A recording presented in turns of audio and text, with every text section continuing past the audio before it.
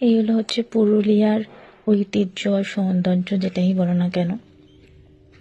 আমি রিসেন্টলি হচ্ছে পুরুলিয়াতে গেছিলাম দোলে, সেটা তোমরা আমার ফেসবুকে ছবিতে বা ভিডিওতে দেখেই বুঝতে পেরেছো।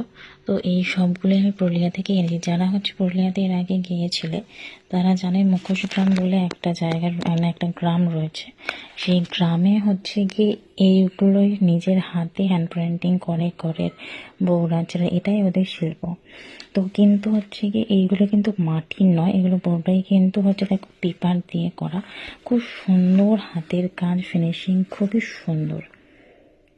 কিন্তু ভাই আমি সাজেশন দেব যে কেউ কখনো যদি পুরুলিয়াতে যাও সেটা কিন্তু তোমরা শীতকালে যেও, গরমকালে যেও না। বিভৎস গরম। দোলে যে আমরা গিয়েছিলাম, মানে এখন তো সেরকমভাবে গরম পড়েইনি, তাতে এত গরম কি বলবো তোমাদেরকে। তোমরা যদি যেতে চাও তোমরা হচ্ছে শীতকালে যেও, ভীষণই সুন্দর জায়গা, খুব ভালো। তোমরা কে কে পুরুলিয়াতে গেছো অবশ্যই আমাকে কমেন্ট বক্সে জানিও।